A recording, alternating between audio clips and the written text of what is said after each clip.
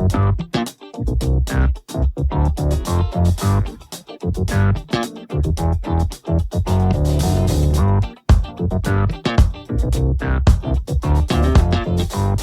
folks, and welcome to the Daily Ratings Podcast.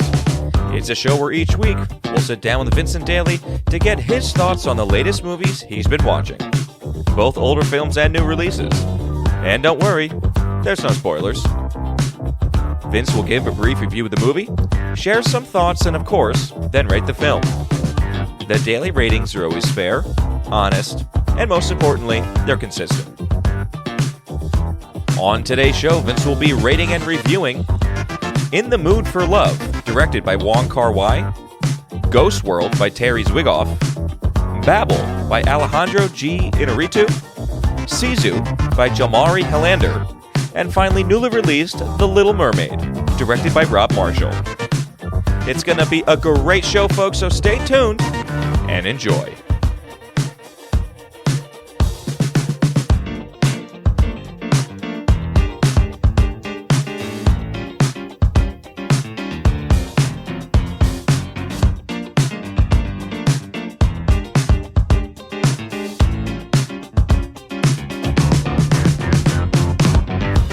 Vincent Daly, how we doing, buddy? Hey, Tommy boy, how's it going? It's going okay on my end. How was your week of movies now that you're off the fast train? Quite the random week, folks. It was a random week. Tom gave me the green light to be like, hey, watch some movies for you this week. And I was like, all right, we're chipping away from the list. You surprised me. When you sent me the list of what you were watching, I just wasn't sure about all of them. Yeah. You know what I mean? And then I like that we're stepping back into the Alejandro. Yes. Because this is our second last.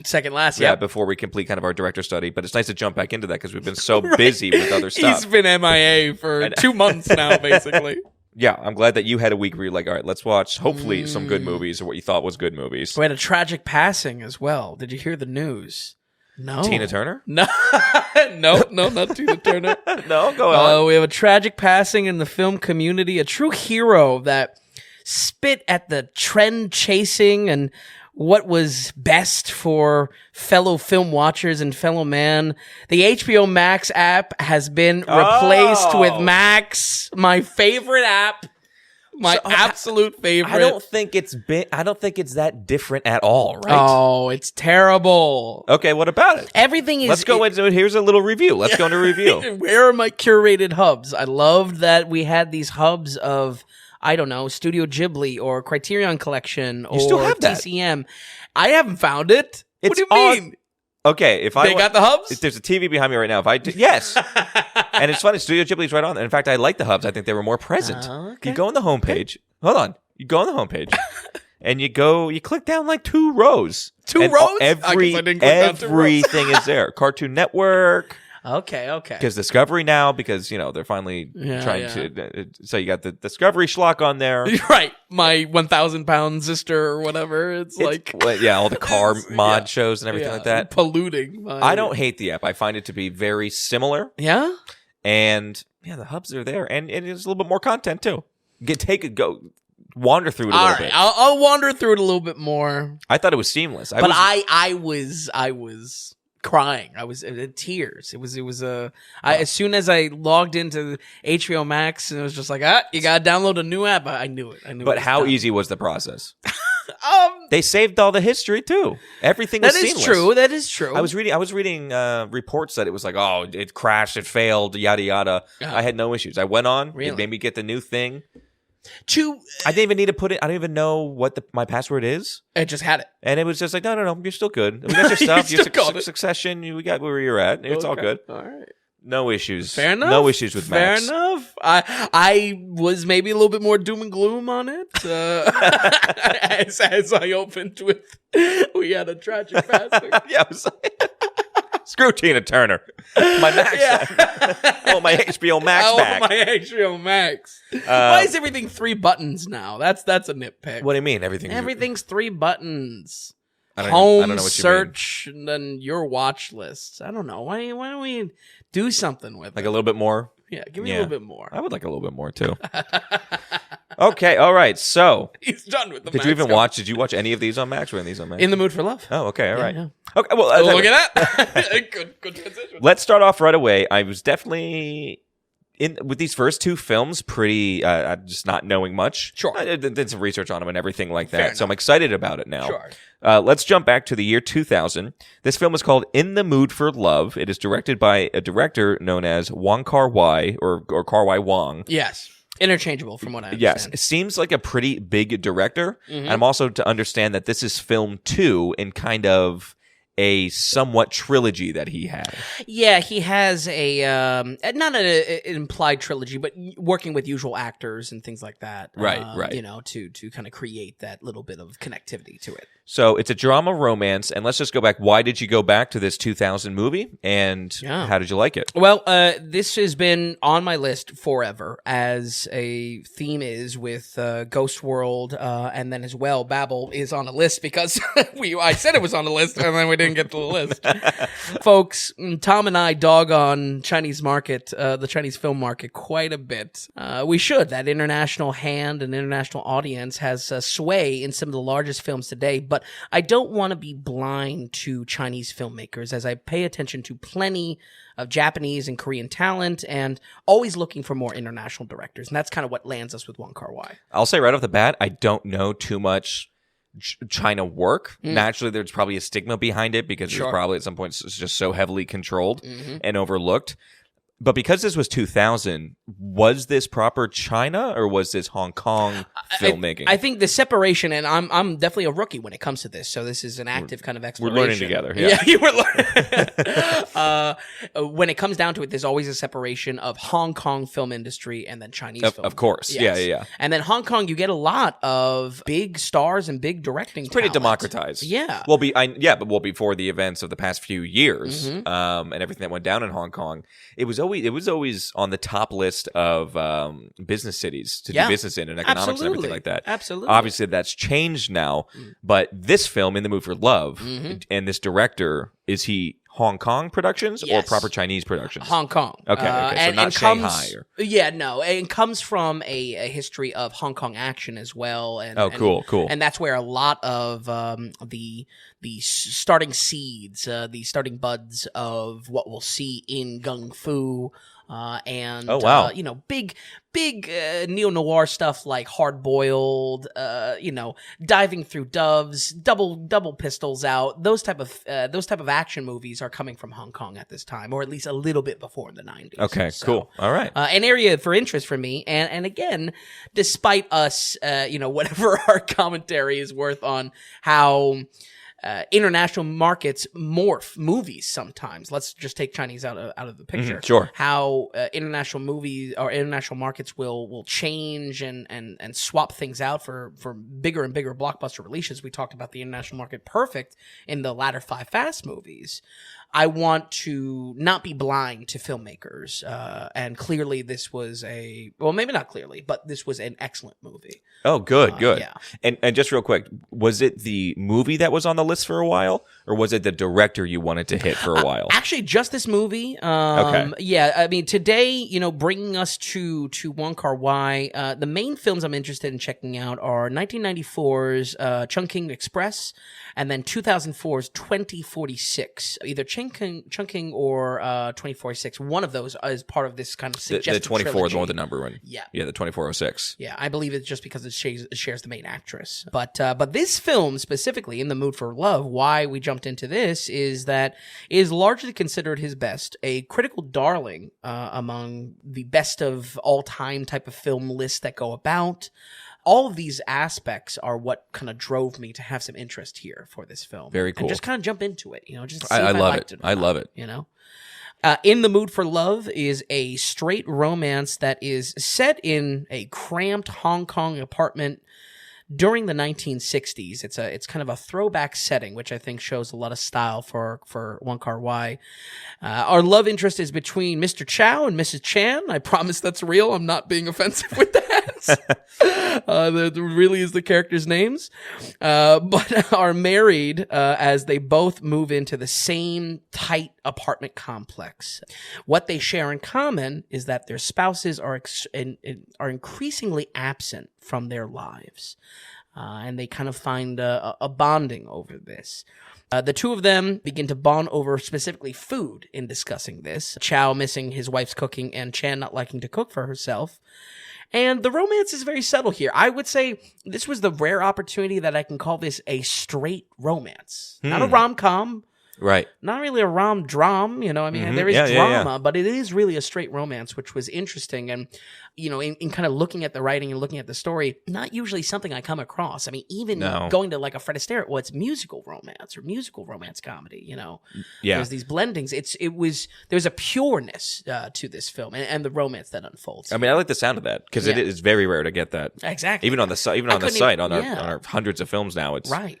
I couldn't even think of one. You know, them bonding over this romance is very subtle. And I'll be honest, the language barrier doesn't help sometimes in picking up the chemistry. I think this is on the scale of novice to expert, you know, subtitle reader. This is going to be something that you need to be a little bit more engaged with and, you know, really lasered in to pick up everything. That makes sense. Yeah. But when it comes to that, it's the opposite of melodramatic. Their interaction is very toned back, even when things get emotionally intense. It's not something that's really like clocked up or over dramatic or anything like that.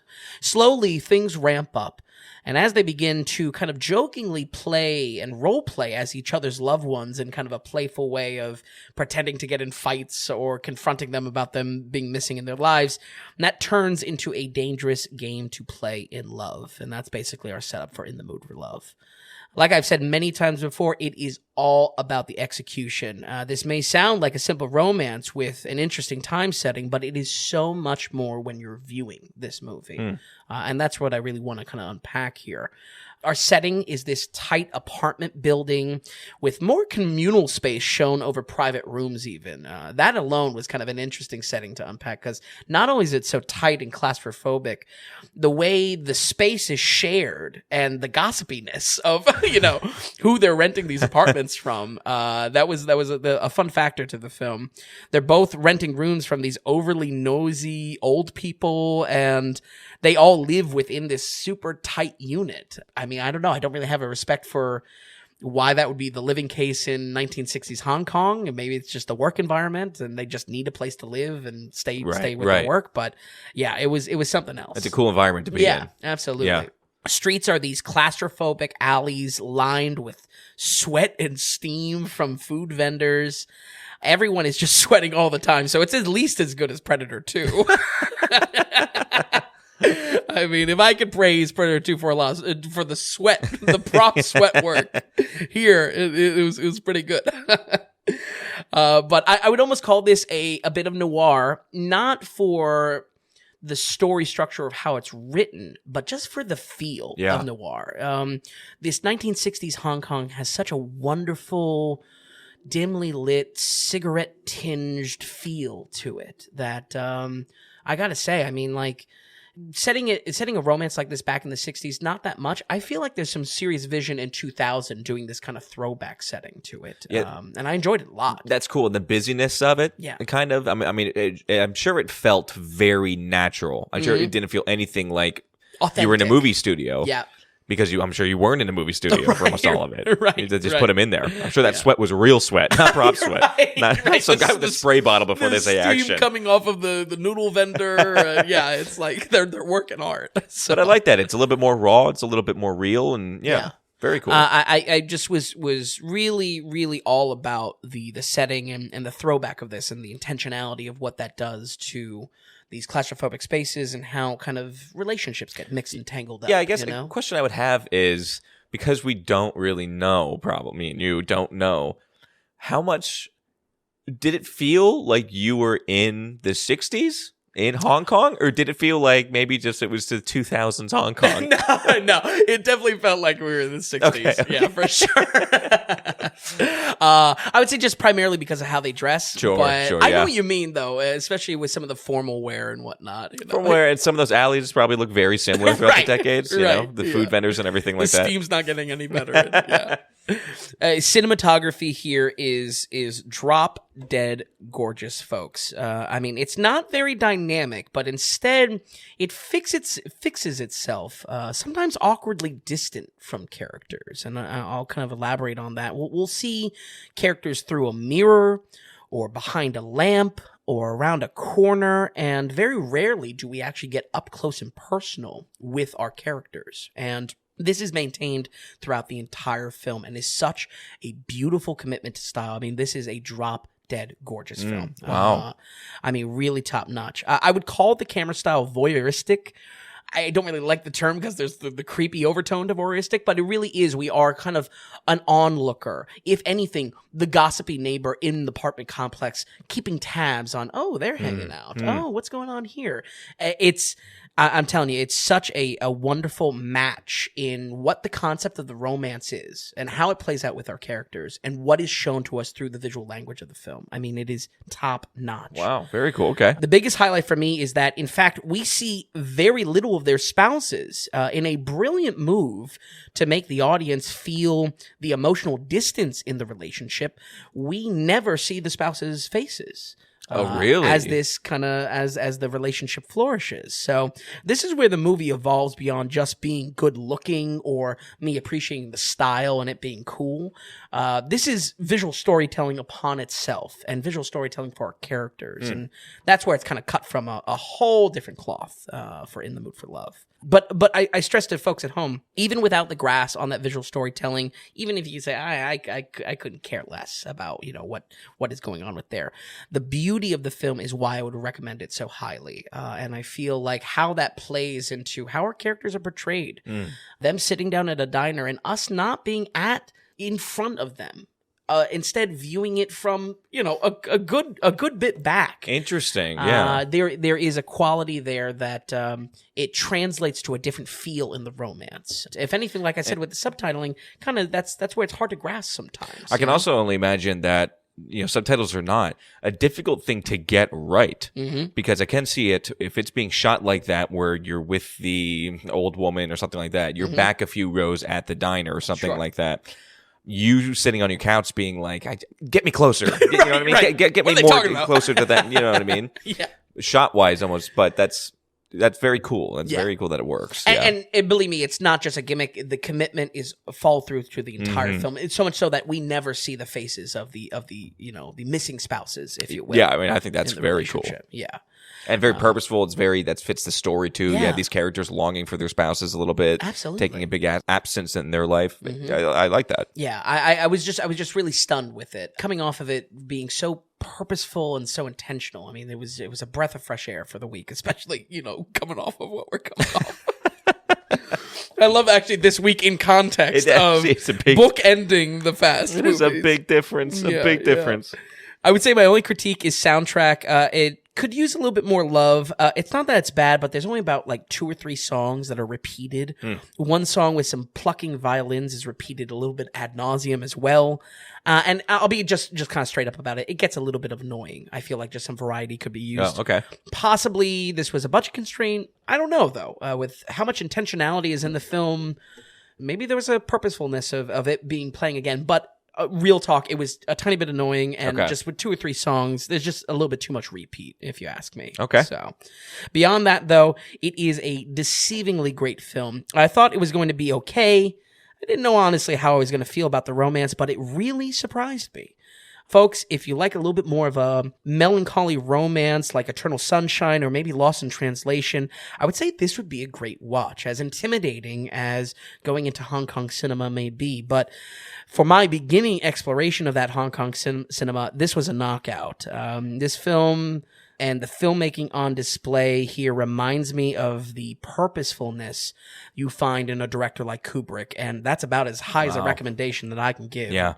We're going to go ahead and give In the Mood for Love 2082. Wow, yay, we're in the 82s. Okay. It's been a minute. Really good, Vin. Wow, I'm happy that you... Oh, yeah. And the fact that it was on your list for a while, and it was just kind of like there. Absolutely. Wow. 82%, really good. Absolutely. And this made it through it's actually funny that we're kind of bringing it up. Cannes Film Festival just kind of came to an end. Oh, yeah. Over the past weekend, and this did pretty well at Cannes, actually. This won 2 awards. He won an award for Best Actor, I believe. Oh, okay. So that's kind of cool. Definitely did well, and it did well in the Chinese markets as well, as far as like awards and reception and everything. Absolutely. Yeah, 82%. Really good, Vin. Would have never found this one. For sure. And I'm right there with you. And why, hopefully we can go into some of other Wong Kar-wai's works and other kind of Hong Kong styles. Hong Kong, I would love to go into Hong Kong stuff a little bit. I mean, good action is there. Yeah. So, again, Hard Boiled is something that I've never seen. So, and that's a very, very famous, kind of, the birth of gun film. Yeah, very cool. Okay. All right, so In the Mood for Love, 82%. Original title... Oh, boy. Fei Yong Nimois. Oh, that's pretty good. Yeah. We'll give a brownie point for trying. I love that you're always trying. Okay, so moving on. Another film that wasn't quite, again, not on my radar that much. It was fun to do some research on this one. This is in 2001. This is starring a very young Scarlett Johansson. Yeah. This is called Ghost World. Now this is more of a comedy drama. Yep. And let's just get into it right away. Again, why did you pick Ghost World? And how was it? A super random pick off my list. And that list just never stops growing, Especially I love it. Since the podcast, people are constantly recommending me movies. And I'm very open about just throwing it on the list and seeing if I ever get to it, honestly. So I'm less open. The funny thing is when people tell me to tell you to watch something, it's just he's got a lot to watch here. He's got a lot. I have no experience with this director, and he really doesn't have a huge amount of filmography to cross paths with. Honestly, I'm really not sure how it landed on my radar in the first place. I think, like you said, an early Scarlett Johansson. This is pre-Lost in Translation. Was it same year? Was Lost in Translation 2001 as well? No, 2003. So this being 2001, gosh. so this is even like earlier. She's a child. Yeah, she has such a deep voice back then too. Like it's, I know, it's weird. She always has appeared a little bit older than what she really is. Right, but she is still. This is a child. Yeah, and this is quite the revered movie critically. So you only kind of chop down a list by watching it. I mean, that's kind of been my logic with getting through the list. It's not getting any better with the franchise episodes that I really do love doing those franchise episodes, but I just kind of tackle movies. Yeah, taking a step back. And we are kind of like High Fidelity, Sideways. Sure. There was another one in there I kind of forget, honestly. Yeah. It's kind of fun tackling these early 2000s. Yeah. Kind of that have a bit of a cult following now, which this does have. Yes. Yeah. Yes. And I think that's a great read because it's very similarly to those movies, well, they're very highly revered as far as critically online. Yeah, big time. Big scores around this. So this was nominated for an Oscar for the adapted screenplay. Oh, really? Wow. Wow. So in Ghost World, 2 offbeat best friends have just graduated high school with 0 plans and 0 entailed for their lives. Enid is played by Thora Birch from Hocus Pocus fame, and Rebecca is played by Scarlett Johansson in a extremely early role in her career. I mean, the same goes for Thora Birch, but obviously Scarlett Johansson has a lot more staying power with her stardom. Both of them are these too cool for life, jaded teenage girls, hipster weirdos, and generally think real life is lame. Out of this sheer boredom, they start messing around with a lonely man played by Steve Buscemi, only to find out he's kind of their type of weirdo. What kind of plays out from here is a dark comedy romance that is raunchier than you think and tries to kind of shock you a bit in what comes out of these girls' mouths. That's kind of the focus for the duration of the film. The writing, I would say, is the biggest highlight, despite a kind of a slow, awkward pace to the film. On the surface, I just kind of assumed that this would be a proto-version of Superbad or even like an edgier Hughes-style party destination film. Yeah. It's not that, though. There's no party destination. They're not trying to, get, a race to the last party of their high school career or anything like that. So it separates itself from that, and in a good way. I feel like it's a lot more unique for that reason. I was way wrong. I honestly can't compare this to too many things. The closest thing I have in kind of the tone of how characters are just kind of languishing in the town itself, the ghost world, if you will. Right. It's like a Juno from 2007. Oh, yeah, okay. That's the closest thing, but it's been a while since I've seen Juno, so. Yeah, because this is, even though it's billed as a comedy, it also has that drama in there, right? So it's not like you're not getting gut laughs here. It's an hour and 51. It's rated R. You're kind of just living this weird period with these girls' lives. Yes, kind definitely of like a hangout type of movie. Yeah. Juno, I bet Juno kind of captures that weird feeling you get, maybe. Yeah, I think so, because it's not like a pregnancy scare type of story or anything. No, like no, that. but a vibe. Yeah, kind exactly. of. Yeah, that's the closest vibe I can get. But the way the cynical dark comedy plays out, it's very slow. As it's combined with almost a day in the life type of structure of this lame, dying town. Admittedly, that makes the ramp up of this first 30 minutes feel a bit aimless, but I would say stick with it because it's a pretty unique film. I do wish more time was split evenly with our two leads.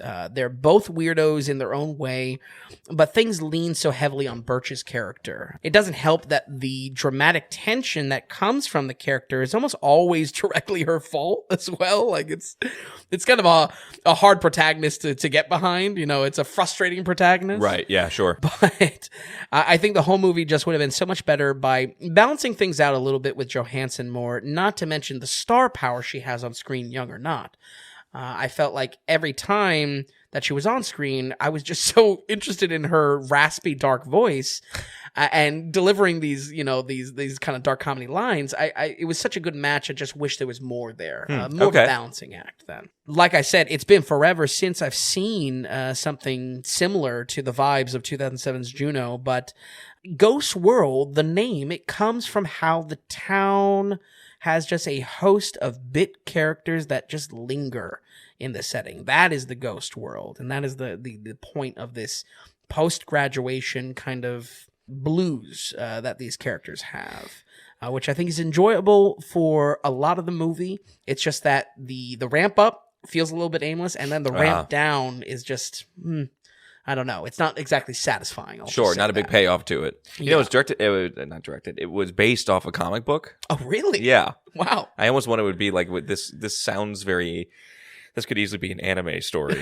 Yeah, for sure. Right, two girls. Yeah, Especially two girls just graduated, meandering around some obscure city almost. Yep, absolutely. But yeah, originally a comic book, which is kind of funny. Yeah. And really, just this whole point of this small town blues, that is the focus of these characters. That's the focus of the characters they interact with, and kind of the point of the whole film. So, overall, I thought it was an okay film.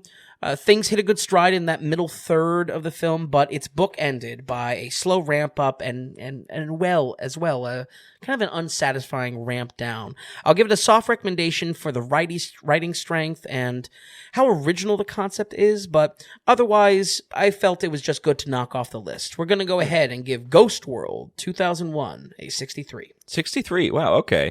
And also, would you say maybe if you're interested in a ScarJo, like an early ScarJo performance, Absolutely. just to check it out, kind of deal? Because what she is there, I mean, it's interesting. It's because you even look at like 2003's Lost in Translation. It's a very laid back role. She's slinging some funny lines here. Yeah. She's showing comedy chops, which again, I mean, it's so early in the career. That's kind of cool. Yeah. It's almost. I bet you kind of 63 a little lackluster for how much praise it gets. Right. I mean, considering, what I think Metacritic, this is in the 90s or something like that. Roger Ebert gave it 4 out of 4 stars. Right. Which we should on a lot of aggregators and critics. But Yeah. we both have respect for Ebert. Oh, for sure. Interesting. Okay, 63%. All right. Okay, so let's move on. This is now 2006. We're going on with our Inarritu study. Right. And that's the Ghost World. This is and where was the study? That's okay. I like it. Yeah.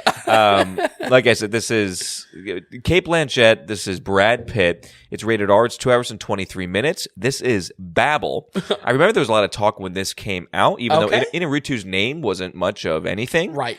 But you had these two big stars. Yeah. Definitely a weirder film, and I remember even the trailer being weird. Yes. I saw this like 10 years ago. Really? Yeah. I don't know. I kind of enjoyed it. It was weird, but let's get right into it. How was kind of very early? This is pre-2010 Inarritu. Yep. How do we like it? I really did like this film. It's not the heights of what I've been finding with Amores Perros and 21 Grams. Sure. Yeah, I mean, I was enjoying this film just because he's able to tackle so much of a interconnected story. He really tries to goes after these complicated juggling acts early in these careers. So, but yeah, it may not feel like we're keeping up with Inarritu as a director, but I assure you he's never left my sights. We got 2 movies left, this in 2006 and then Beautiful from 2010. And after that, we will have every movie of Inarritu rated and on the website, which is such a great feeling, especially for such a great, legitimately great director. Yeah. We both really enjoy him. Yeah. Some top-notch stuff. Yep, he does great stuff. We're finding that in he can be weird and out there. Yeah. But correct me if I'm wrong, we're finding about his DNA a little bit. Is time-based, right? It is. And story overlaying, kind of? Yeah. Is that right? It's odd because, coming into this, my initial ideas of what I thought his trademark would be the surrealist dream sequences. You look at Birdman, you look at Revenant, you look at Bardo. The dream sequences define those experiences. I would push back on Revenant, but yes. Sure. But we're connected with his wife and whatnot. For sure, a driving factor for the character. I got to tell you, not for his early career. I'm dead wrong, and maybe it's not black and white, one-trick pony kind of thing. Those later ones are the ones he writes, so maybe that's what he's concerned with in his own writing. These earlier ones, though, it is undeniable that he has these heavily interlocked stories early in his career. Amores Perros has the 3 characters and 3 character chapters. 21 Grams having 3 characters, but their stories being shuffled about through the editing. Yeah. Here with Babel, there is an increase in focal points from 3 to 4 stories, which we'll get into. I feel like that's actually kind of a misstep for the film. And the style of those stories are wildly different, with the editing cutting between them. Wildly, wildly different. Okay. The feeling of these stories. Just how we described with 21 Grams, the lanes of the story, this has 4 layers to the story. They're not really lanes, and they tie together in weird, wide, and vast ways. We jump around to each of these 4 layers every 3 minutes or so, like clockwork, which is an interesting and honestly sometimes frustrating choice, if I'm being honest. Yeah, because it's not like it's a short movie. Yeah. So it's a lot of jumping. It's a lot of jumping, and then also when they decide to cut it off, sometimes at the most climactic, sometimes at almost cliffhanger-ish type of editing of, what's going to happen? And we snap to such a different genre that it can be really jarring. And I feel like that's where distinctly this kind of falls lower in execution from the heights of certainly the editing in 21 Grams, where that was just such a thought through type of jigsaw puzzle that he put together. It was a really good flow. Yeah. Still jumping all over the place. Right. But it flowed together really well. Right. It was something that you puzzled together. Here, you're just kind of waiting to get back to the one you care about most, almost like an anthology of short films. This is what we talk about always. When you set up a story like this and you have multiple storylines going, naturally there's going to be a hierarchy of like to dislike. Yes. Yeah. Yes. What's best out of it? You have a ranking. And I feel like that's anyone's experience with these type of films. That's how it's going to be. Like when which we talked about it with the Fate of the Furious. Or no, not the Fate of the Furious, the Saga one. Yeah, F9 and F10. Right. Naturally, you got six out of 6 storylines. You're probably some don't. Right. Yeah. It's just naturally going to happen though in a movie like this. Yeah, very true. Very true. I also love the tie back to Fast and Furious. anything I can do. Folks, we're keeping it up as long as we can because it is definitely a fever dream in my head. I can't stress enough though, as intimidating as these 4 layers are, the execution is excellent. The show of range for Inarritu to juggle all these different genres is incredible. Is it a great pill to swallow? No. But it is impressive in how each of these 4 stories on their own work very well and are just show range that he hasn't tackled before. Personally, I was in love with each of these, and even though the blending is a little bit jarring, I feel like it's still landing very positive for me because each of the individual components was so good. But let me do a quick breakdown of each of these. We got 4 stories, so rapid fire. Story A focuses on a Moroccan goat herder family, specifically on their 2 sons. And while they're playing around during their chores, a simple but very unfortunate accident turns into a very intense crime investigation in Morocco, no less. So I don't know how that law system works, if I'm being honest. It's very intense, and intense is exactly what I would describe both this and Story B. You know, it's coming-of-age drama with a heavy focus on ethics, which I feel like in the innocence of these two Moroccan kids, it was a great story to see unfold. Story B gives us some star power as both Brad Pitt and Kate Blanchett are vacationing in the same Moroccan setting. On their vacation. I feel like they kind of wasted both of them in one. You know what I mean? They couldn't split them apart. You know, give some variety. They were the big. I remember when this came out. They were the big draw, especially for an American audiences. Sure. Obviously, they're going to be the ones in the commercials. Yep. They were definitely the big draw. Yeah. I remember watching it then. Like, came out in 2006. I think this was a Netflix watch, like an early kind of Netflix watch for me. Mm-hmm. The patience back then of me, I was just like, get back. Can we get back to the people I know? For sure. You know what I mean? But that's a real experience, too. Yes, I don't think that's invalid, you know? I would love to return to this. Yeah. I'm excited that you really was pleased that you did this one. Yeah, absolutely. This vacation goes horribly wrong and focuses on more of how our fellow man will go to, how far they will go to help someone in need despite cultural boundaries. This is even more intense and incredibly jarring when we snap to it at points in the film. And despite us holding our two big star actors in this, Story B segment, it was probably my least favorite segment for this reason. I feel like if there was ever a point that I was actually turned off from the editing and the layering of the story, it was when we were snapping here. Despite a good performance from Kate Blanchett and Brad Pitt, I love them. I like their characters. I like the individual story, but this was a hard one to snap back to, especially after any degree of lightheartedness. It's very, very intense. Okay. So interesting. We're halfway through. Story C takes a much lighter turn as Brad Pitt's Mexican nanny has to figure out how to attend her only son's wedding while dealing with her obligations to the kids she takes care of. We go on a kind of a semi-fun adventure in taking the kids to this wedding across Mexican borders and experiencing a feeling of equal parts wonder and a little bit of fear through the children's eyes. Against all odds, this was my favorite segment because it was just so genuinely sweet at times and heart-filled with it. It felt like really, really genuine in a way that I think Inarritu could only capture, especially around Mexican culture. This gave me a little bit of flashbacks of Bardo as well, just how true to that culture it felt.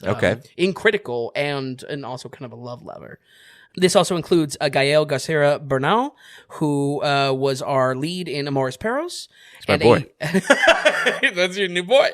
Yeah, well, he's been my boy for a bit. We talked about it last time at Amores Perros. Okay. And a very young Ellie Fanny as well. Now baby young. So also single-handedly is a better look at Spanish family culture than 10 Fast and Furious films altogether. So I'll take that for what it's worth. And finally, we get Story D, following probably in the biggest turn of this genre and subject matter, a Japanese teenage deaf girl attempting to live a normal life in Tokyo. The biggest feature here is what Inarritu is able to create in the feeling of how the teenage experience is warped from her deafness. And this is what I mean that these segments on their own capture a great short film, a great episodic type of feeling. Of course, yep. But if anything for this last fourth segment, that's what I mean, that a move to 3 to 4 kind of leaves it lopsided, definitely feels the weakest as well as far as connective tissue. Yeah, I mean, talk about lopsided because you're really in the same location for the most part. Right. At least the feel. And we talked about last week that the whole vibe is kind of there. Yeah. And to do a 180 completely. Right, into... I mean, Deaf Girl Tokyo. But also like teenage, like J-pop cafes. Like it feels it's very jarring. Different. Yeah. Positives for getting my girl Rinko Kikuchi from Pacific Rim, which I was surprised to see in here. And was she also was she one of the playing the many characters in, of course, our great movie? You're gonna mention it. I am gonna mention it. We've gone so many. I'm not gonna give Atlas, it to you. Atlas. She is, right? I think so. Yeah, I think she's one of them. I have a Cloud Atlas note coming up. Really? Yeah, absolutely. Okay, all right. Anything that's anthology, I'll mention Cloud Atlas. Yeah, but it's a bit shocking as the characters in this segment. I mean, I'll come right out and say they're very horny. It's a little off-putting in its sexuality as well, and not in a prudish kind of way, but. Identical to story B, this has its own jarring effect in its own right. Now, let me take a half second for breath, but that's our 4. That's our 4 right there.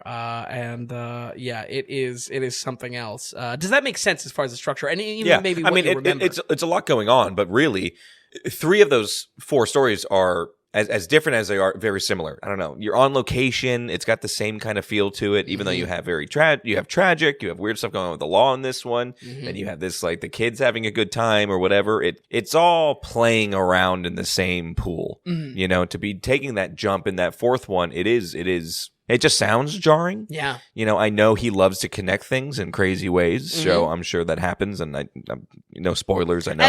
Because I don't remember this film that much. Right. It's just a very big juggling act for this movie. Yes, it's bold, but I feel like it will lose a lot of viewers in how drastic the switches are.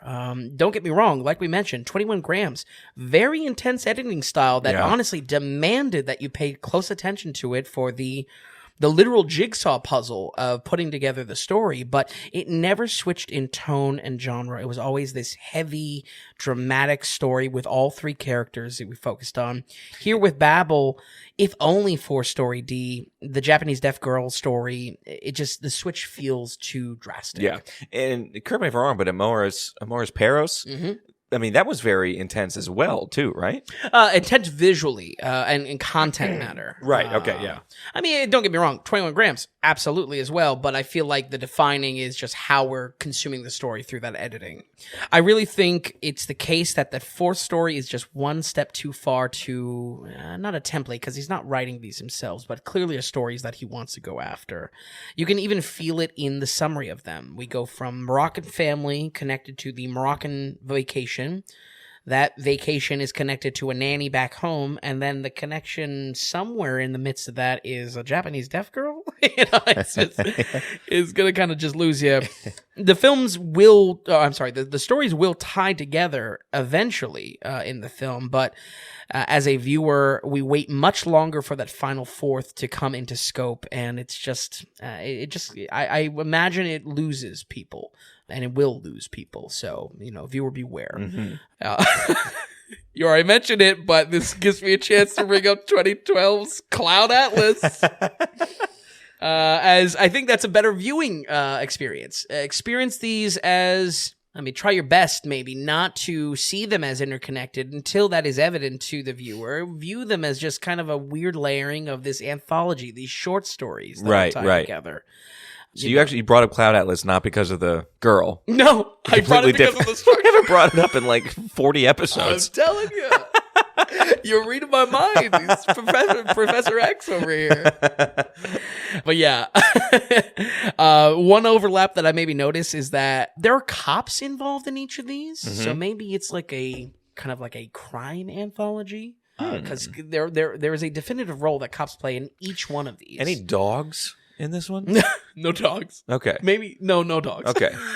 Why do you? That was our working theory. Morris Paris and 21 grams. A big dog through movies. Line. Right? They were dog through lines. I don't know. I'll tell you what. I don't know. This is probably the least successful trademark study of.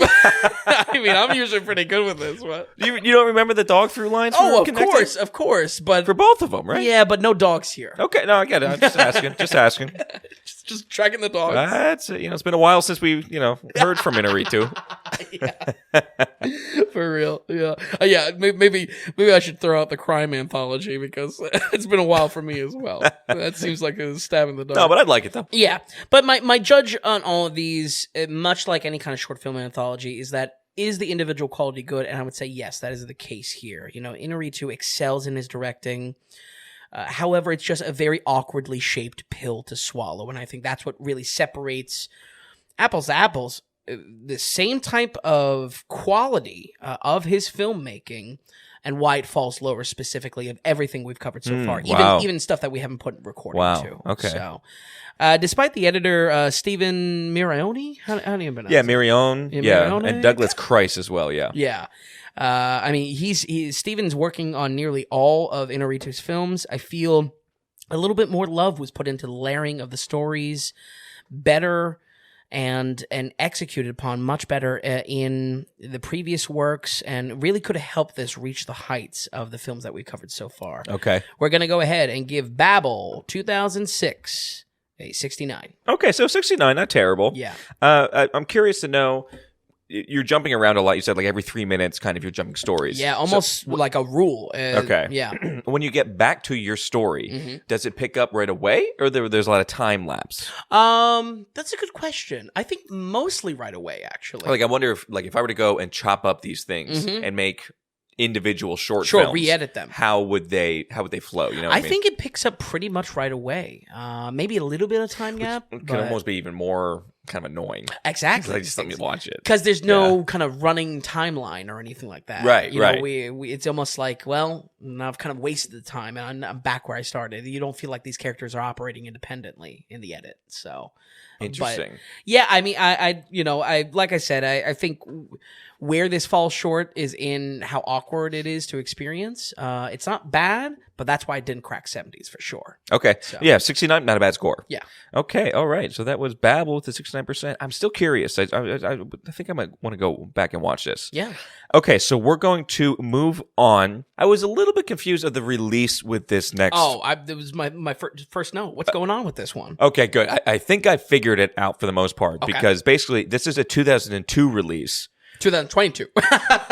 What is it, 2002? Yeah. Yeah, this is a 2022 release Yep. in Scandinavia. Yes. Okay. Yes. And then Lionsgate gets it. Lionsgate gets it because it also there were producers that were attached to John Wick. Just Lionsgate. But in the marketing, they were really tying this on the back of John Wick 4 coming out. That's the only time I saw the trailer for this. Yep. Was before John Wick. Yep. Yeah, because I thought there was something on the title saying from the something of John Wick. Studio. But Was that right? That's Okay. all it is. Yeah. Yeah, it actually got an applause from my audience watching. Oh, really? Really? Mhm, yeah. Okay. So this film, so it's a 22. Anyway, it's a 22 release. Yep. Even though it's just came out in April in theaters. Yes. You might even be able to see it in small time theaters Yeah, still, or yeah. it gets picked up by those secondary theaters, kind of. Anyway, this is called Sisu.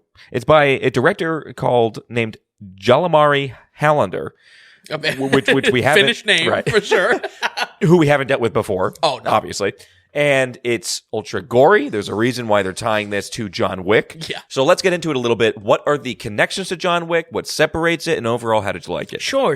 So I was definitely craving, believe it or not, more action coming off the Fast Week. Good action. Right. The itch that can't get scratched. Right. 10 movies later. Yeah, I mean, this was something that I wanted to check out a few weeks back, but just it did not make the cut. And if anything, all coming off of, the publicity with John Wick. Yeah. Written and directed by the relative newcomer, Finnish creator Jalmar is it Helander? Yeah. Hallander, yep. Hallander. Jalmari Hallander, yep. And being a Finnish director, I do not have any experience in films where he's covered otherwise. I'll tell you, we're globetrotting on this one. We then. are, yeah. This is jet set. This being a watch this week because, again, I was kind of having that lingering itch for action. This came out earlier in the year with the release John Wick 4 and marketed like a World War II Wick-like action film. Yeah. But really, the only connection here is just Lionsgate as the studio, just trying to go off the back of the hype train that was Wick 4. This is definitely heavily inspired by. Hallander, as a director, has spoken very lovingly over what John Wick has done for his writing style and what he wanted to capture here. So this is 100% inspired directly by John Wick and entering into that long list of copycat movies, which I won't go over again. We'll have to have a form on the website of the Wick copycats. Arguably, like some of them were really step downs. This one, at least, it looked visually appealing. Yeah. And it looked like it maybe had some punch to it. Yeah, I think World War II, cool setting for an action piece of this style. Yep. you're dealing with some different challenges. If you think of what an action hero has to go up against, Right. These are actually, tanks and military stuff. So, as the opening credits will explain, Sisu is a difficult Finnish word to translate, roughly describing a stoic badass who will take down anything and any challenge. Our Sisu is a Finnish man, played by Jorma Tomila, that finds a huge gold deposit in 1944 far into Nazi territory. And I mean huge. It's a lot of gold. He doesn't speak a single word, but we know he will have to go through hell to get his gold home. And that's basically our setup. It's honestly, my early praise of this, it is dead simple. And that's a good thing. It's good. It's a straight line, basically. It's an hour and a half, too. Yeah. And if we talk about, you go back to that Wick episode, my praise of it doesn't need to be overcomplicated. If anything, John Wick 2 and 3, when it gets messy, is when they start, globe hopping. Absolutely. This straightforwardness of the film was definitely a strength here. The Nazis are super cartoonish in how evil they are, but a lot of fun. Sure, in the Inglourious Bastards camp of depicting them as evil as possible, which is great. And I'll circle back to it, but the movie feels like a direct combination of Wick-style action with some Tarantino flair. Like a 100%, like 50-50 baby. Man, that's not... Yeah, it's kind of what it looked like, too. Yeah. It had that Tarantino look to it. In all the good ways. Absolutely. Yeah. Absolutely. The movie is a short, snappy 90 minutes, and that is, folks, that is what Papa ordered. That is what Vin needed. I'll tell you what, after watching... There's so many unneeded, unnecessarily long films. Yeah. The one coming up with Little Mermaid is included in that. So, and it plays out even shorter in chapters that are pretty rapid fire. The chapter structure is fun though, and almost video gamey, and pulling from those same 70s trope that Tarantino does. So I really appreciate the simplicity. Having a straightforward destination for an action plot is sometimes all that you need. Guy gets gold. He's got to get through gold through Nazis. That's the setup here. That's Sisu. Right. So, but let's talk about that action itself, because I think it's really the where I'm calling heads or tails on the whole movie, and that's where it all really matters. Some serious gore here, much more than I expected. Really clocked up. I would say take the R rating very seriously here. There is a chapter called The Minefield, and folks, it earns its title. So, not a kid watch. Hand-to-hand action choreography is much slower than expected. Most likely to compensate for Tomila's real life age, being an old dude. I can't say he's lacking physically though, because this old guy is ripped. He is jacked. More often than not, we see fight scenes play out as kind of a stage speed, and I was just looking for maybe a little bit more viciousness. I was looking for a little bit more electricity to these fight scenes, where it does seem a little bit more staged. They're kind of waiting for the punch, if you will. Sure, yeah, the choreography isn't quite as snappy. Exactly. Yeah, exactly. Where I get into the critique of of that action itself is that all the edits and the cuts are wrong. This may look like a Wick-style action film, but the feel of the action is all wrong. The vibe. that's today's episode. Word of the episode. Word of the week. Yeah. You can see this perfectly in any close quarters fight scene, a back of a truck, on a plane, etc., because the camera placement, choreography, and most of all editing makes fights very choppy. If anything, I would compare this directly to 2021's Nobody, where even with more of a Wick comparison, the action feels all wrong, and that's where it matters most, honestly. That's for a film like this, absolutely. Yeah. It's kind of surprising to hear, honestly. Yeah. I felt identical. Nobody was basically carbon copy, and I kind of ripped it, on that alone, but action is where things are falling short. We have Wick imitators, but no one does Wick like Chad Stahelski. Yeah, and I'm okay. Like, if the action is going to be a little bit different, I'm okay with that. One, I don't know, because you're dealing with an older main character, but you're also in World War II. Sure. You know what I mean? So if the action is going to be different and slower but more brutal, that kind of makes sense. But if what you're saying is that the actual editing behind it, or cinematography behind it, is lacking or making it worse, that's what pulls you out. Yeah. And I don't want to rip into this too much because he is a younger director, a more of a rookie here, and clearly is now doing a feature that plays to his style, what he likes to watch. He has a love letter to John Wick. Yeah. So I would say that's where it kind of falls short a little bit. Tomila is good as this grizzled old man, but he's put in a few too many ridiculous action sequences. Like when this film is gritty, when it's up close, when it's showing that great gore, that's when it works. But when larger set pieces are brought in, that's where it was honestly losing my attention a little bit. Don't get me wrong, there are some very wild action sequences here, again, tied to the fun of making these chapters, but if anything, it's closer than the Fast movies than you think. I promise. After this episode, I'll drop all the Fast and Furious references.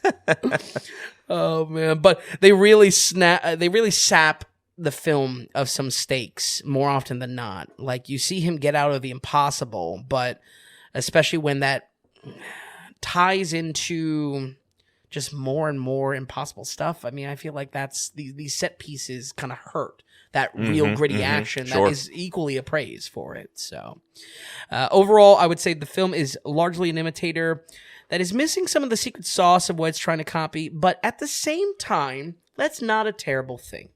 I think that's not a terrible thing for the director. I think that's not a terrible thing for any audience that is, to Lionsgate's marketing, craving more John Wick style action.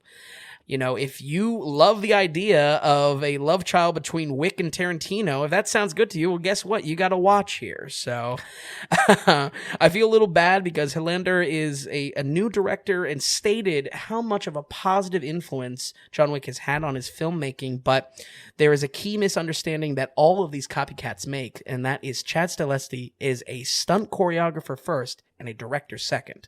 We're going to go ahead and give Sisu a 64. Okay, 64.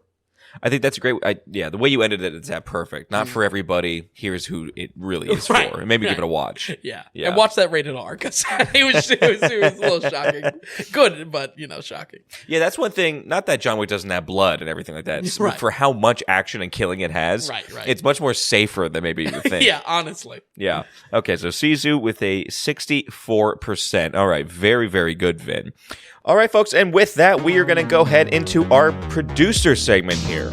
So, Vin, we do have a producer coming in today, coming in with a Space Odyssey donation, so 2001 pennies. And we have Isaac Garcia coming in, and Isaac writes, came here via the NA show. Oh. No agenda donation here. Look at that. My first listen was the John Wick pod. I love y'all's passion for movie detail and truly enjoyed the John Wick episode. Oh, that's great. The Scorsese Godshot sequence, homage, was my favorite scene in John Wick 4. Scanning the website, I sense deep respect for Michael Mann. Oh, hell yeah. And he has parentheses, he's God. No, absolutely. Keep up the good work, and I look forward to back listening to other episodes. Oh, that's great to hear. Yeah, Isaac, thank you so much, dude. Also coming off of all the John Wick talking as well. It's so perfect. It's perfect. And as we put in the newsletter this week, folks, if you saw, which Isaac, get ready, John Wick 5 is announced and it's in early development. There it is. I don't know if that'll make you happy or sad, but everyone had questions coming out of it. Is it going to be? Is it not going to be? Yeah. Keanu Reeves didn't even know. Stahelski didn't even know. Oh, really? It's settled now. Lionsgate said it. John Wick 5 is going to be in production. There it is. So Never get ready. stops. Isaac Garcia, thank you so much, man. You are the executive producer of 85. You are producer of the Daily Ratings. Thank you for coming over. Hey, you heard the shout out, No Agenda, and that's awesome, man. We're glad you like it. You said you're going to... Careful when you do the back listening. You're always nervous about this. I get nervous, once when you hit below 30, maybe the value starts to drop off a little bit. We're getting used to the mics a little bit still. But thank you so much for producing this episode, Isaac. We really appreciate it. He also did write, he sent an email saying in case the PayPal note got cut off, that he emailed us. Okay. And it did. So, Isaac, I don't know what you saw on your end. You must have got some sort of feeling that didn't go through right. Vin and I, the best, we can kind of complain a whole lot about the way the donation stuff is set up on the back end. The one good thing is you're supposed to be able to write as long as a note that you want. Sure. So you have that comment section. You can expand that for as long as you want. So I don't know what happened on your site, Isaac. Hopefully not many other people are going to have an issue with it. Also what you did as far as following up over email, phenomenal. Yeah. That's exactly what we want. And that's why I brought it up too. So folks, if you feel like your note got cut off or whatever, once when you send in your donation in, if just in case you've sent something kind of, tom.vin@thedailyratings. Absolutely. Just go ahead and send it our way. Absolutely. Handle that perfectly. I'll try to get some Michael Mann movies. I mean, I can get down with so much of Michael Mann. Of course, would love to, in the floating ideas of what we're going to do for the upper end of scores and specials, would love to do a deep dive on Heat. Which is one of my all-time favorites. I mean, yeah, we're definitely playing around with what we want to do with those 90s and ups, because it's so rare for the daily ratings to be in the 90s that we might want to highlight those movies in kind of a different way. Absolutely. And Heat is like, it's Heat. It's fantastic.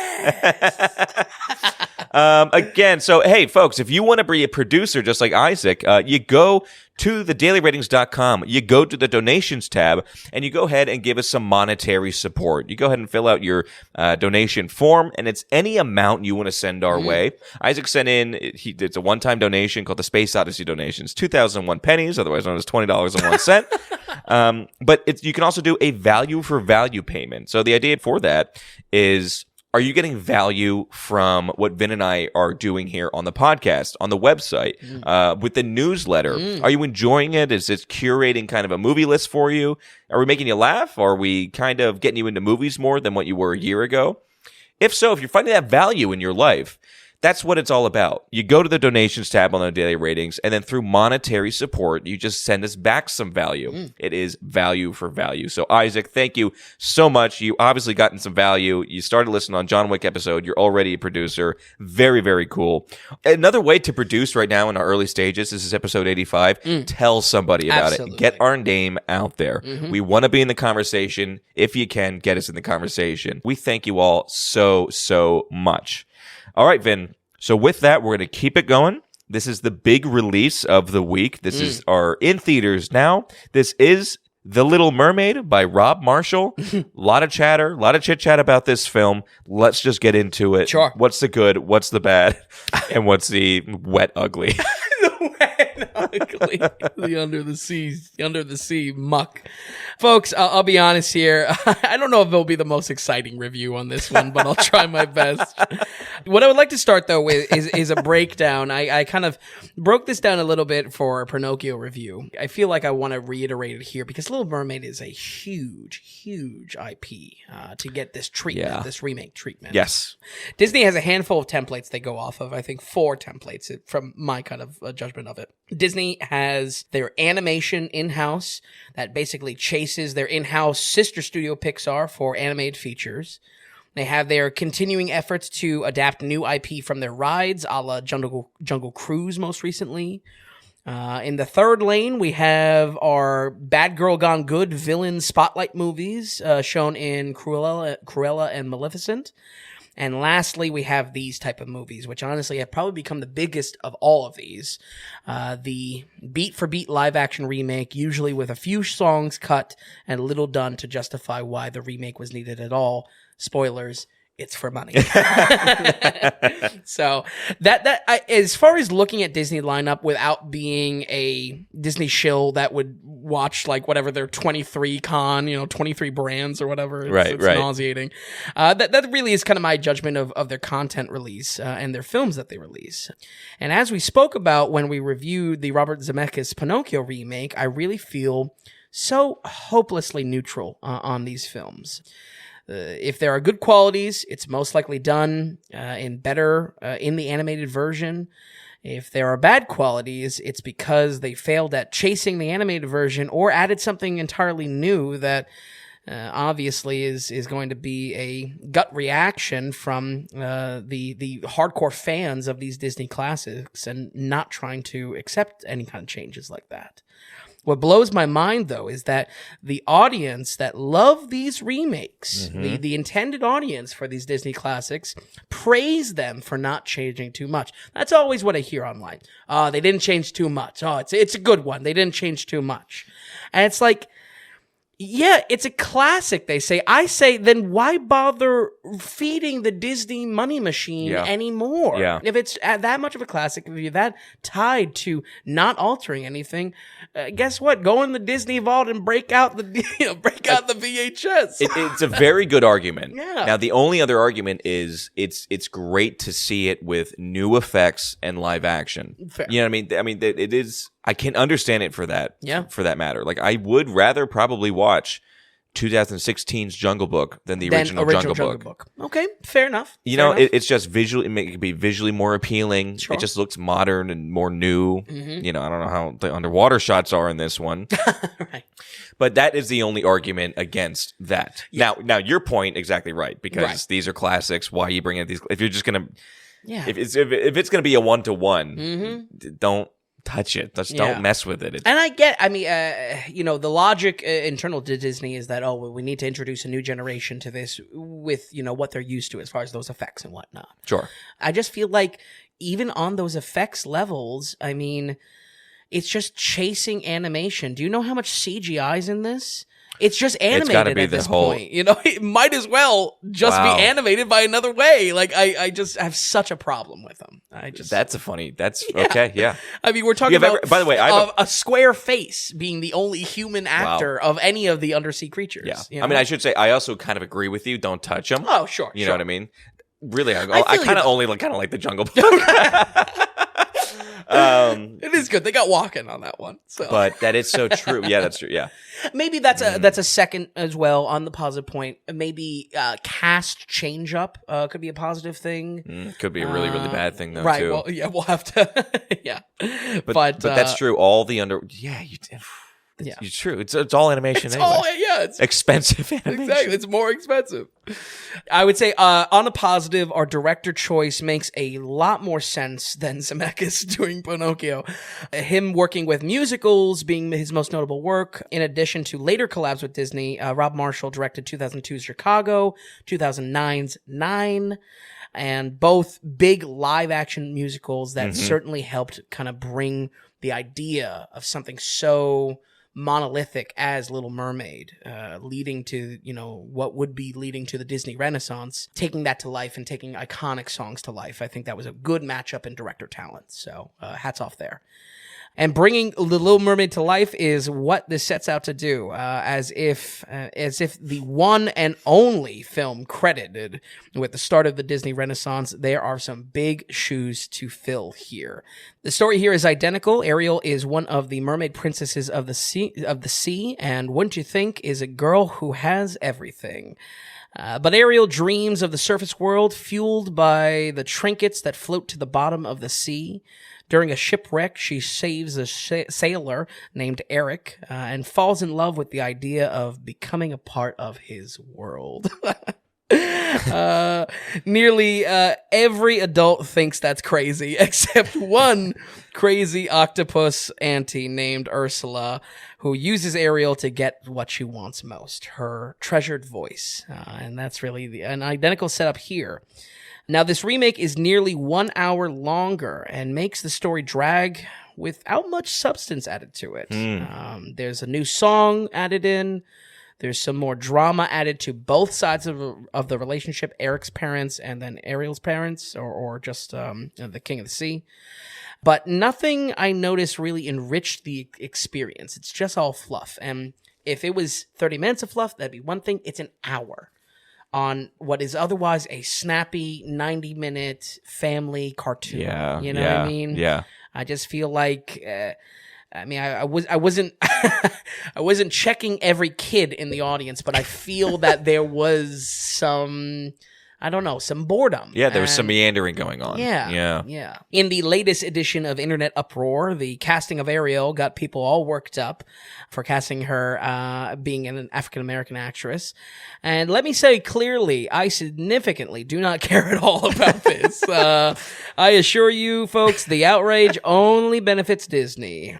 Just keep that in mind. Anytime you tweet something out, you are on their marketing budget. That is all it is. So... And more so than anything, I will always judge the performance itself, especially for a musical, if only for a musical. And I gotta say, Halle Bailey, not Halle Berry, confusing name. We needed a stage name there. Yeah, you're so right. It's taken. It's called a Duke. How about that? Yeah. Call it John Wayne.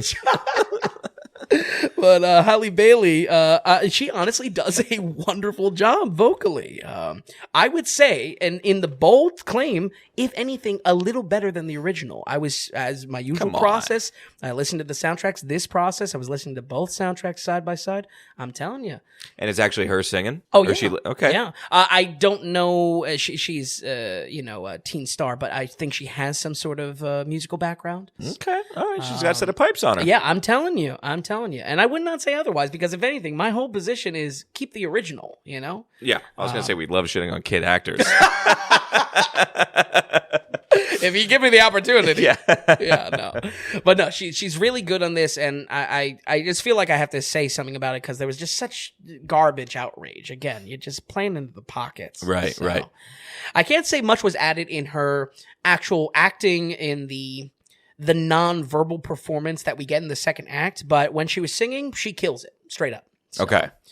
You don't catch me praising Melissa McCarthy too much, but she did a good job as Ursula. Originally, Pat Carolla had such a lavishness to the voice performance of Ursula originally, and McCarthy is able to fill that live-action shoes surprisingly well. Believe me, I was ready to say that she's the worst part, a la Will Smith Genie in the live-action remake. Okay, yep. But she was really good. And Tom, let me come clean. Let me document what you mentioned a few weeks ago of how I hear your voice ruining things. Whenever I heard Ursula, I heard your... Yeah. I heard your impression of George in the Jungle saying Ursula. Ursula? Not even the real movie. I heard your impression. So maybe that's why I wasn't so hot on the film. The moment you said her name, by the way, earlier you were gonna do it. Review, I was going to do it. Okay. I'm telling you. And I'll come clean when it happens. We gotta. I'll be honest. That's a good one. Every time that happens, you should let me know. Yeah. Let it on the podcast. Ursula? It's great because I hear you, not whatever the actor in George of the Jungle. The actor is the guy who was in Sideways along with Paul Giamatti. Yeah. Sandman. Yes. That's really funny. Yeah. Okay, so Melissa McCarthy was able to ham it up enough and have fun with the role. Yes. But also you weren't annoyed by her. No. And I gotta say, I'm really not a fan of her. And I don't really give her films the time of day. So take that. Right. It's not that you don't like her. It's that you don't think about her. Yeah. I was expecting, again, Will Smith Genie, God forbid, a James Gordon in Cats. I was expecting that type of oh God, this is just terrible. Yes. So, but no, she was good. So, tying back to where I started out with this, that these are just CGI films. These are animated films and remakes of animated films. Mm-hmm. There's an odd choice made here in the fantasy of the underworld, and I'm actually curious of your perspective in mentioning, Jungle Book. Mermaids, they're half human. Other sea creatures, however, have a creepy realism to them with zero artistic spin to their design. This is shown perfectly in Sebastian and Flounder, who have zero sidekick cuteness as they are portrayed as realistic sea creatures, as realistic as possible. Why would they do this? I think it's terrible. Flounder specifically was such a miss in this film.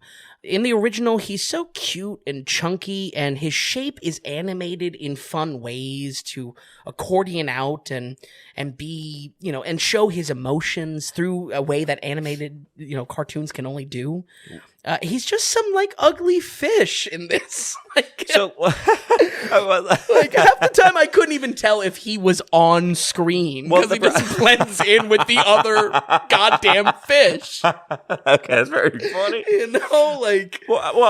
From the Jungle Book perspective, what do you think about that? Well, I've been looking at the stills and everything like that. Well, because Jungle Book went for hyperrealism. Yes, you know what I mean, and it looked cool. In my opinion, it looked cool. Right. Now, with these live action renditions here, I understand that we're mostly animated, we're fake underwater, whatever. Mm-hmm. But I don't know how you could go cutesy cartoon when you're in a hyper-realistic type setting. True. I agree. Or would you go with the funny, better fish? I don't know. Yeah, just something. But this real-ass fish was just not doing it for me. And especially, I don't know. I'm not dying on the sword for flounder, but he is a highlight of the original Little Mermaid, of just how cute and how fun he's animated. Sure. For a kid. Even. Right. But we're not in cutesy animation. I don't know what road you would go down. Yeah, I know. I will say that's a tough. I think all roads lead to don't remake it. But, honestly, I would love to watch it just for this aspect. Sure. Because I like to pick this stuff apart. This is kind of what if I'm not going to enjoy the movie.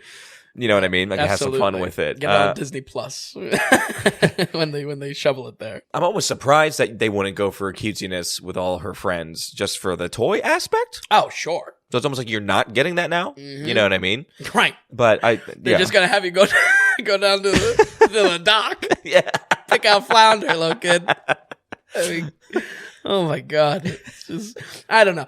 This could be nitpicking. It probably is nitpicking, but this is just my aversion to these films. And again, legitimately, I was curious of your perspective, Tom, because it's I don't know. I think Jungle Book is the example of maybe it working despite this hyper realism that they go after. So with the fish, one thing with the Jungle Book I liked, not only did I like the way they looked, even the way they talked was fine. Yeah, they even made that work okay. Sure. How did they do with they're dealing with small fish?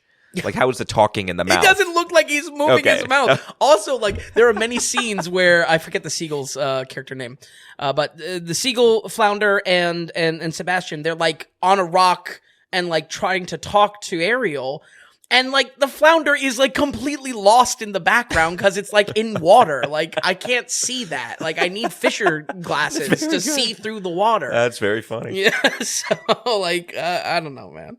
I just think it's the total opposite of character design. It's burdened by this live action has to equal real life factors, and all these movies shoot for it. So again, it's just something I have at odds with these films. So underwater footage looks acceptable, coming from the Aquaman style of CGI hair floating everywhere to get the effect down. Folks, honestly, please write in if there's a better example of the source of that effect. But I was trying to track down who did the current form of underwater hair equals underwater scene. One of the Pirates of the Caribbean. Oh, good call.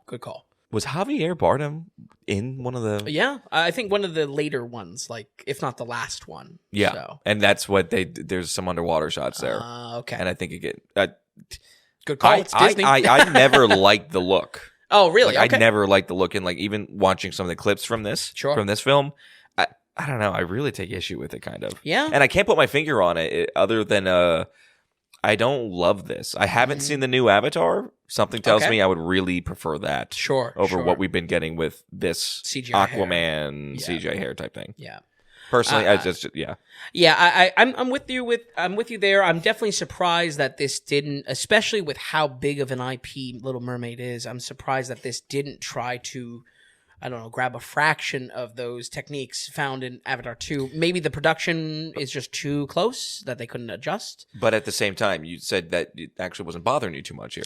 It wasn't bothering me, but I had the expectation to be really wowed by the underwater sequences in a movie called The Little Mermaid. Okay, sure. You know what I mean? Oh, yeah. So water-based. So I understand that, though. The production's probably overlapped. Who knows how long this was, in the pipeline.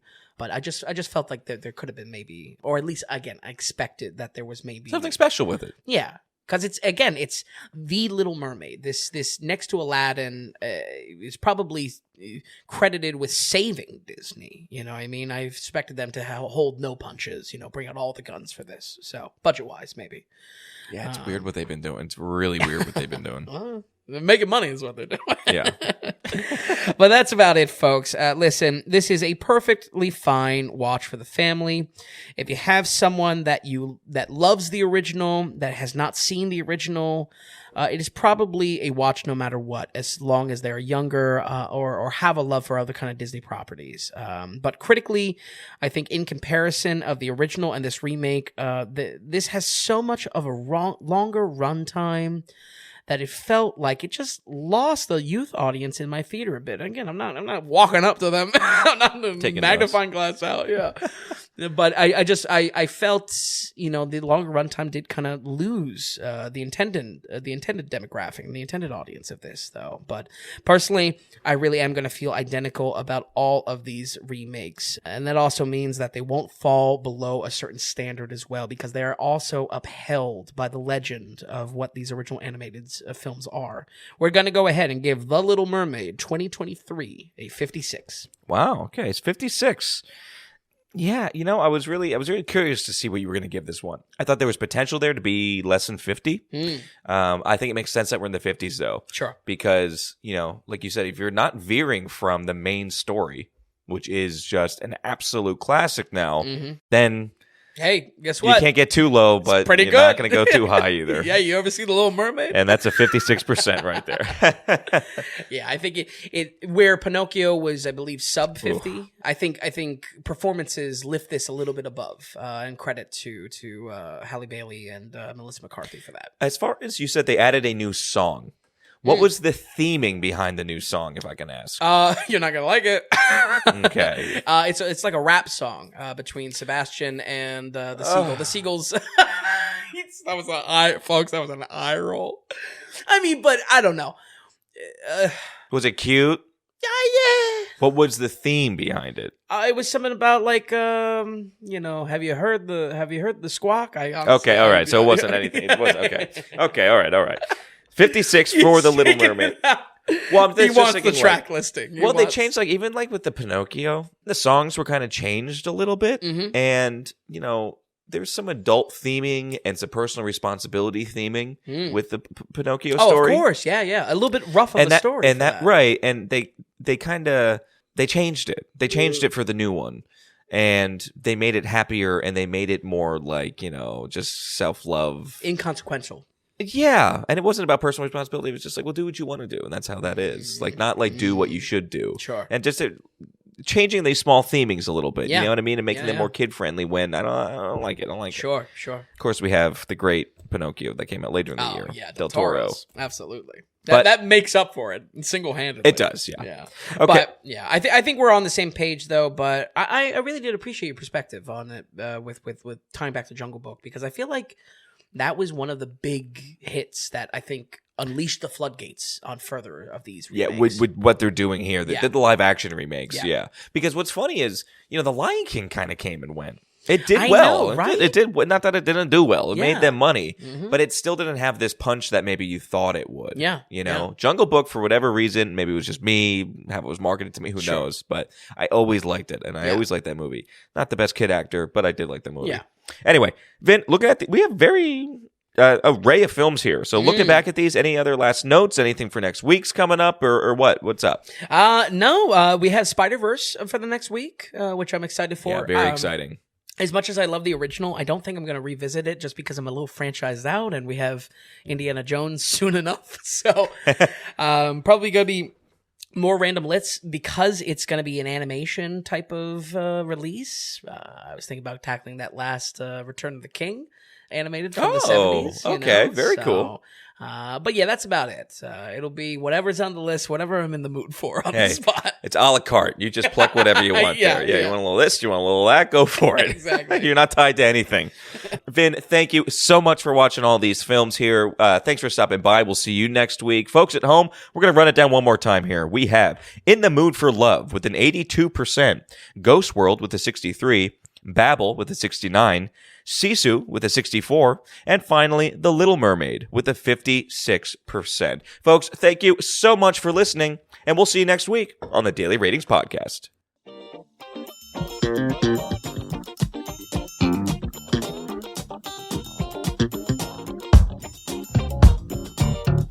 If you enjoyed the podcast, if you would, give us a good rating or tell a friend about us. If you're wondering if a film is worth the watch, or if you'd just like to see more movie ratings from Vince, be sure to stop by thedailyratings.com, where we have our ever-expanding catalog of films. Also, if you found value in the podcast or our site, become a producer and go to the donations tab on thedailyratings.com. You can donate whatever amount of value you feel you receive from us. We're looking to build this into something large and great, folks, but we also want to be independent from those corporate sponsors. So we greatly appreciate any support from you all. So thanks so much, and we'll see you next time on the Daily Ratings Podcast.